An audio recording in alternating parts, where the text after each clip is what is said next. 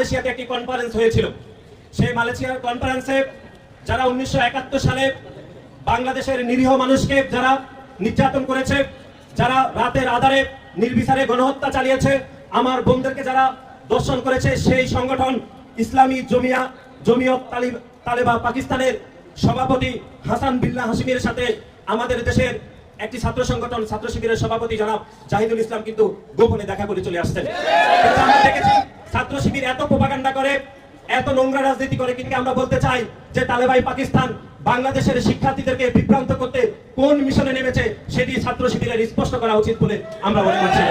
সুতরাং যারা 1971 সালে বাংলাদেশে পূর্ব পাকিস্তানে গণহত্যা গণধর্ষণ চালিয়েছিল, সেই সংগঠনের সভাপতির সাথে দেখা করে বাংলাদেশের সাধারণ শিক্ষার্থীদের সাথে যে বিশ্বাসঘাতকতার রাজনীতি করেছে, সেই জন্য ছাত্র শিবিরকে প্রকাশ্যে ক্ষমা চাওয়া উচিত বলে আমরা মনে করি। আসসালামু আলাইকুম। এমন হয়ে চাঁদের দিকে হাত বাড়িয়েছেন আমাদের প্রিয় নাসির ভাই, ছাত্র দলের সাধারণ সম্পাদক জনাব নাসির সাহেব।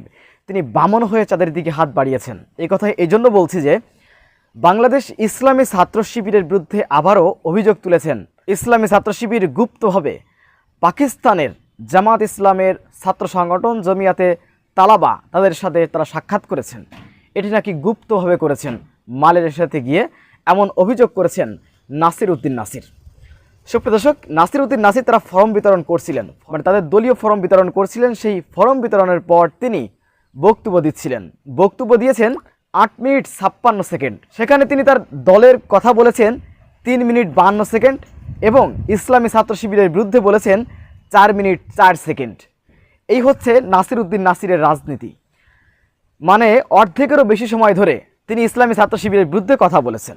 সুপ্রিয় দর্শক, বাংলাদেশে আমরা দেখতে পাচ্ছি 5ই আগস্টের পর জনাব ছাত্রদলের সভাপতি সেক্রেটারি যখনই কথা বলেন তখন শিবিরের বিরুদ্ধে মানে ভিত্তিহীন অভিযোগ করেন।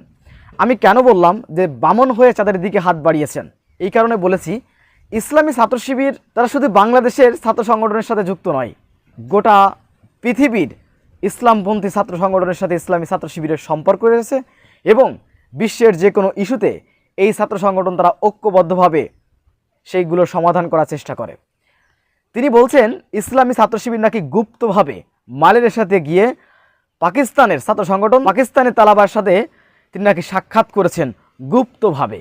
অথচ ইসলামী ছাত্র শিবির যখন এই অনুষ্ঠানে মালয়েশিয়াতে অনুষ্ঠিত ফিলিস্তিনের যে অবস্থা, ফিলিস্তিনের উপরে হামলা করতেছে আপনারা জানেন, সেই হামলা বন্ধের ব্যাপারে সেখানে শান্তি ফেরানোর জন্য একটি কনফারেন্স হয়েছে মালয়েশিয়াতে এবং সেখানে ইসলামী ছাত্র শিবিরের পক্ষ থেকে শিবিরের সভাপতি কেন্দ্রীয় সভাপতি জনাব জাহিদুল ইসলামের নেতৃত্বে সেখানে উপস্থিত হয়েছেন এবং 4 দিন আগে ইসলামী ছাত্র শিবির সেটি পোস্ট করে যাওয়ার আগে বিমানবন্দর থেকে জানিয়ে গিয়েছেন। আপনারা একটু দেখেন, ইসলামী ছাত্র শিবির 4 দিন আগে তাদের পেজে তারা এই পোস্টটি করেছে।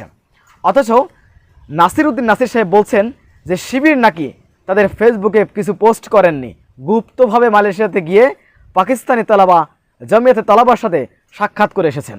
তো বামন হয়ে চাঁদের দিকে হাত বাড়ানোর কথা এই কারণে বলছি যে ছাত্রদলের সক্ষমতা নেই যে আন্তর্জাতিক ছাত্র সংগঠনগুলোর সাথে তারা যোগাযোগ রাখবে বা বিশ্বের কোথাও কোনো সমস্যা হলে সমাধানের জন্য ছাত্রদলকে বিশ্ব থেকে ডাকবে, এমন কোনো বন্ধু তাদের নেই সারা বিশ্বে।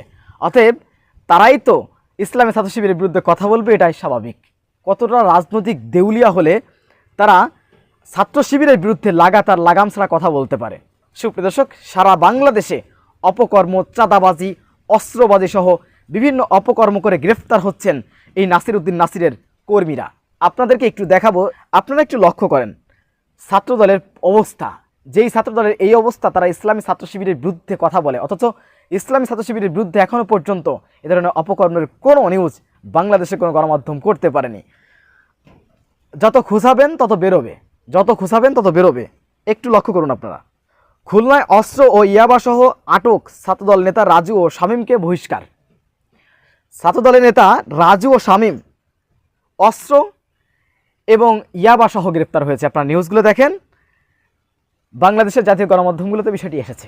ছাত্রদলের ইয়াবা এবং অস্ত্রবাজি সহ যে সকল নেতারা গ্রেপ্তার হয়েছেন তাদের সাথে ছবি রয়েছেন বিএনপি ছাত্র বিষয়ক সম্পাদকের সাথে। এরপরে আরেকটি নিউজ দেখুন, ঢাকা পোস্ট, ছাত্রলীগ কর্মীকে ছাড়িয়ে নেওয়ার ঘটনায় 3 ছাত্রদল নেতা বহিষ্কার। এরপরে দেখেন চুয়াডাঙ্গায় অস্ত্রসহ ছাত্রদল নেতা গ্রেপ্তার। তারপরে দেখেন ছাত্রলীগ নেতা এখন ছাত্রদলের সভাপতি, পথসভায় জানালেন মুজিবীয় শুভেচ্ছা। মানে ছাত্রলীগের নেতা এখন ছাত্রদলের সভাপতি। এই নাসির উদ্দিন নাসির সাহেব এই বক্তব্যেই বলেছেন যে শিবির নাকি এতদিন ছাত্রলীগের সাথে বিভিন্ন অপকর্ম ছিল, তারা ছাত্রলীগের সাথে গুপ্ত সংগঠন করেছে, এই ধরনের অভিযোগ তিনি সবসময় করে থাকেন। অথচ আপনারা দেখেন, আপনাদেরকে স্ক্রিনে দেওয়া হয়েছে, ছাত্রলীগ নেতা এখন ছাত্রদলের সভাপতি, পথসভায় জানালেন মুজিবীয় শুভেচ্ছা। এ ধরনের নানা বক্তব্য আপনারা দেখতে পেয়েছেন। তো যারা সারা দেশে এভাবে অস্ত্রবাজি করে বেড়াচ্ছে, চাঁদাবাজি করে বেড়াচ্ছে, পুলিশের কাছে, সেনাবাহিনীর কাছে গ্রেপ্তার হচ্ছে, তারা এই ইসলামী ছাত্র শিবিরের বিরুদ্ধে এ ধরনের কথা প্রতিনিয়ত বলছে। এটি হাস্যকর। বিশ্বের মুসলিম দেশে যে সকল ইসলামিক দলগুলো রয়েছে, ছাত্র সংগঠন, তাদেরকে ফিলিস্তিনের ইস্যুকে নিয়ে মালয়েশিয়াতে ডেকেছিল, সেখানে অংশগ্রহণ করেছেন ইসলামী ছাত্র শিবির এবং সেটি পোস্ট করে গিয়েছেন বিমানবন্দর থেকেই, ইসলামী ছাত্র শিবিরের পেজ থেকে। সেখানে পাকিস্তানি জামাতে তলাবা তারা এসেছেন, তাদের সাথে সাক্ষাৎ করেছেন, এজন্য নাকি মহা অন্যায় করে ফেলেছেন। এজন্য বলছেন যে শিবির গুপ্তভাবে মালয়েশিয়াতে গিয়ে এই পাকিস্তানি জামাতে তলাবা, মানে পাকিস্তানি জামাত ইসলামের ছাত্র সংগঠনের সাথে সাক্ষাৎ করেছেন, এটি নাকি গুপ্তভাবে করেছেন। আচ্ছা, নাসির সাহেব যে প্রতিনিয়ত ইসলামী ছাত্র শিবিরকে গুপ্ত সংগঠন বলে, এটির একটি কারণ আছে। শিবিরের বিরুদ্ধে অস্ত্রবাজির কোনো প্রমাণ নেই, শিবির চাঁদাবাজি করেছে এমন কোনো প্রমাণ নাসির সাহেব দিতে পারবে না। তো বিরোধিতা করতে গেলে তো একটি কথা বলতেই হবে। তো কিছু যখন না পায় তখন মানে প্রতিনিয়ত বলে গুপ্ত সংগঠন, গুপ্ত সংগঠন। 5ই আগস্টের পর ছাত্রদল যখনই বক্তব্য দিয়েছে তখন শিবিরকে ছাত্রদলের সভাপতি এবং সেক্রেটারি দুইজন তারা বলে যে শিবির গুপ্ত সংগঠন, গুপ্ত সংগঠন। একটি কথা ছাড়া আর কি বলেছে? শিবির গুপ্ত থেকে এদেশের জন্য ভালো কিছু করেছে নাকি খারাপ কিছু করেছে? যদিও গুপ্ত বলছে তারা, শিবির তো গুপ্ত ছিল না। শিবির কোথায় গুপ্ত? শিবিরের সভাপতি কেউ চেনে না? শিবিরের সভাপতিকে জাহিদুল ইসলাম, সেক্রেটারি নুরুল ইসলাম সাদ্দাম, ঢাকা বিশ্ববিদ্যালয়ের সভাপতিকে SM ফরহাদ, সেক্রেটারি মহিউদ্দিন খান। বাংলাদেশে, সারা বাংলাদেশে যে সকল কমিটি দিয়েছে ইসলামী ছাত্র শিবির, সেগুলো প্রকাশ করেছে। তো এরপরেও যদি শিবিরকে বলে গুপ্ত সংগঠন, তাহলে এদেশের মানুষ এটিকে ভেবে নিবে যে যখন কোনো অপরাধ পাচ্ছে না, নিজেদের অন্যায়গুলো, অপকর্মগুলো ঢাকার জন্য শিবিরের বিরুদ্ধে এমন মিথ্যাচার করতেছে। সুপ্রিয় দর্শক, আরেকটি কথা আপনাদেরকে দেখাই। ছাত্রদলের যিনি কেন্দ্রীয় সভাপতি রাকিব সাহেব, তাকে একজন উপস্থাপকের সাথে আপনারা জানেন যে কিছুদিন আগে একটি দ্বন্দ্ব বেঁধেছিল। যখন তাকে প্রশ্ন করছে, রাকিব ভাই আপনি কি ছাত্র আছেন? তিনি বলছেন না, উনি পড়াশোনা করেন না, উনি ছাত্রদলের সভাপতি। তা বলছেন আপনি ছাত্রদলের সভাপতি হলেন কি করে, কেমনি হলেন? তা উনি বলছেন যে এটা আপনি ফ্যাসিস্ট আমলে প্রশ্ন করলে ভালো হতো। তো ছাত্রদলের ছাত্র না থাকার পরে ছাত্রদলের সভাপতি, এটা ফ্যাসিস্ট আমলে জিজ্ঞেস করতে হবে কেন? এটি বললে তিনি বলছেন আপনারা শুধু পিছনের দিকে টানেন, পিছনের ইতিহাস বলেন। অথচ আজ থেকে 54 বছর আগের বক্তব্য, আজ থেকে 54 বছর আগে ঘটে যাওয়া সে সকলের 71-এর মুক্তিযোদ্ধা চেতনা, 71 বিরোধী বিভিন্ন কথাবার্তা বলে শিবিরকে এবং জামাতকে দমিয়ে দিচ্ছে তারা প্রতিনিয়ত। শিবিরের বিরুদ্ধে, জামাতের বিরুদ্ধে এই 71 চেতনা ছাড়া আর কোনো চেতনা তারা কথা বলতে পারে না। শিবিরকে আপনি চাঁদাবাজ প্রমাণ করেন যে শিবির চাঁদাবাজি করেছে, অস্ত্রবাজি করেছে। আপনাদের নেতাকর্মীরা প্রতিনিয়ত বাংলাদেশের বিভিন্ন জায়গায় গ্রেফতার হচ্ছে, বহিষ্কারও আপনারা করতেছেন। তো কোন মুখ নিয়ে শিবিরের বিরুদ্ধে কথা বলেন? এবং আপনারা যে রাজনৈতিকভাবে দেউলিয়া হয়ে গিয়েছেন তার প্রমাণ আপনাদের একটি দলীয় প্রোগ্রাম থেকে আপনারা সেই প্রোগ্রামের ব্যাপারে 3 মিনিট 52 সেকেন্ড কথা বলেন, আর শিবিরের বিরুদ্ধে 4 মিনিট 4 সেকেন্ড কথা বলেন। এটি দিয়ে প্রমাণিত হয় যে আপনারা রাজনৈতিকভাবে দেউলিয়া হয়ে গিয়েছেন। এজন্য কোনো কারণ ছাড়াই শিবিরের বিরুদ্ধে আপনারা এভাবে সমালোচনা করতেছেন। এদেশের মানুষের কাছে এটি স্পষ্ট।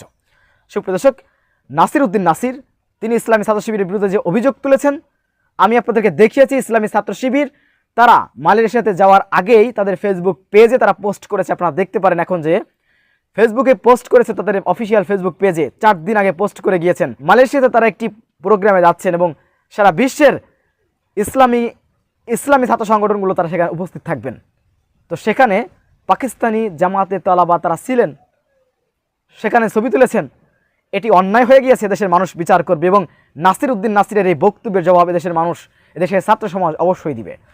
সুপ্রিয় দর্শক, বিষয়টি আপনারা কীভাবে দেখছেন অবশ্যই আপনাদের মূল্যবান মন্তব্য কমেন্ট বক্সে জানাবেন। সবসময় সত্য নির্ভেজাল তথ্য পেতে স্বাধীন বাংলা টিভি ইউটিউব চ্যানেলটি সাবস্ক্রাইব করে আমাদের সাথে থাকুন। আসসালামু আলাইকুম রহমতুল্লাহি ওয়া বারাকাতুহু।